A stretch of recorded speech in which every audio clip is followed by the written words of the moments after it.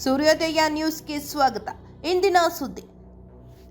ಬೆಂಗಳೂರಿನಲ್ಲಿ cockroach Janata party ಮೊದಲ ಪ್ರತಿಭಟನೆ. ಪ್ರಕಾಶ್ ರಾಜ್, ಸೋನಂ ವಾಂಗ್ಚುಕ್ ಬಾಗಿ ನಮ್ಮ ಸ್ವಾತಂತ್ರ್ಯಕ್ಕಾಗಿ ಹೋರಾಡುತ್ತೇವೆಂದು ಘೋಷಣೆ. ನೀಟ್ ಪ್ರಶ್ನೆ ಪತ್ರಿಕೆ ಸೋರಿಕೆ ಆರೋಪ ಹಾಗೂ ಶಿಕ್ಷಣ ವ್ಯವಸ್ಥೆಯಲ್ಲಿನ ಅಕ್ರಮಗಳನ್ನು ಖಂಡಿಸಿ ಕೇಂದ್ರ ಶಿಕ್ಷಣ ಸಚಿವ ಧರ್ಮೇಂದ್ರ ಪ್ರಧಾನ್ ಅವರ ರಾಜೀನಾಮೆಗೆ ಆಗ್ರಹಿಸಿ ಕಾಕ್ರೋಚ್ ಜನತಾ ಪಾರ್ಟಿ ಭಾನುವಾರ ಬೆಂಗಳೂರಿನಲ್ಲಿ ತನ್ನ ಮೊದಲ ಪ್ರತಿಭಟನೆಯನ್ನು ನಡೆಸಿತು.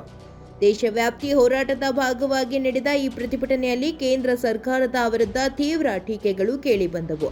ಪ್ರತಿಭಟನೆಯನ್ನು ಉದ್ದೇಶಿಸಿ ಮಾತನಾಡಿದ ಸಿಜೆಪಿ ಸಂಸ್ಥಾಪಕ ಅಭಿಜಿತ್ ದಿಗ್ಗೆ, ಕೇಂದ್ರ ಸರ್ಕಾರವು ಜನರಲ್ಲಿ ಭಯದ ವಾತಾವರಣ ಸೃಷ್ಟಿಸಿ ಅದನ್ನೇ ಬಳಸಿಕೊಂಡು ಭಿನ್ನಾಭಿಪ್ರಾಯಗಳನ್ನು ಹತ್ತಿಕ್ಕಲು ಪ್ರಯತ್ನಿಸುತ್ತಿದೆ ಎಂದು ಆರೋಪಿಸಿದರು.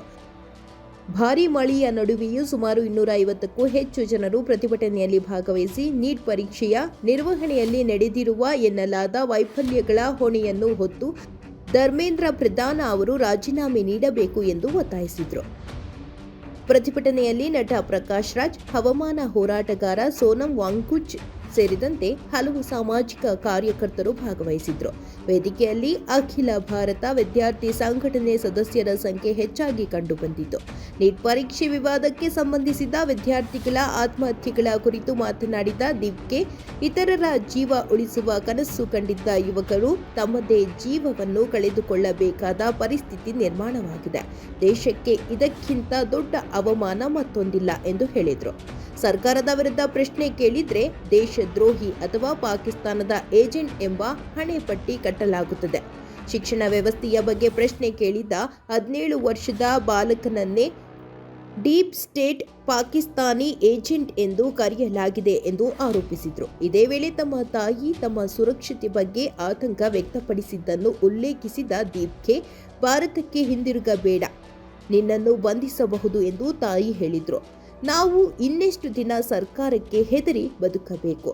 ಜೈಲಿಗೆ ಹೋಗಬೇಕಾದ್ರೆ ಹೋಗುತ್ತೇವೆ, ಮೊದಲು ನಾನೇ ಜೈಲಿಗೆ ಹೋಗುತ್ತೇನೆ, ನಮ್ಮ ಸ್ವತಂತ್ರಕ್ಕಾಗಿ ಹೋರಾಡುತ್ತೇವೆ ಎಂದು ಹೇಳಿದರು. ಬಳಿಕ ಯುವಕರನ್ನು ಉದ್ದೇಶಿಸಿ ಮಾತನಾಡಿದ ಪ್ರಕಾಶ್ ರಾಜ್, ನನ್ನ ಯುವ ಕಾಕ್ರೋಚ್ಗಳೇ, ನಿಮ್ಮ ಧ್ವನಿಯನ್ನು ಎತ್ತುವುದನ್ನು ಮುಂದುವರಿಸಿ. ನಿವೃತ್ತಿ ವಯಸ್ಸು ದಾಟಿರುವವರು ದೇಶವನ್ನು ಲೂಟಿ ಮಾಡುತ್ತಿದ್ದಾರೆ. ಅವರ ಕಾರ್ಯಗಳಿಗೆ ಯಾವುದೇ ಹೊಣೆಗಾರಿಕೆ ಅಥವಾ ಉತ್ತರದಾಯಿತ್ವವಿಲ್ಲ ಎಂದು ವಾಗ್ದಾಳಿ ನಡೆಸಿದರು. ನೀಟ್ ವಿವಾದದ ಬಗ್ಗೆ ಪ್ರಧಾನಿ ಮೋದಿ ಅವರ ಮೌನವನ್ನು ಅವರು ಪ್ರಶ್ನಿಸಿದರು. ಪ್ರತಿಭಟನೆಯ ವೇಳೆ ಯಾವುದೇ ಅಹಿತಕರ ಘಟನೆ ನಡೆಯದಂತೆ ಮುನ್ನೆಚ್ಚರಿಕೆ ಕ್ರಮವಾಗಿ ಸ್ಥಳದಲ್ಲಿ ಬಿಗಿ ಪೊಲೀಸ್ ಬಂದೋಬಸ್ತ್ ಏರ್ಪಡಿಸಲಾಗಿತ್ತು.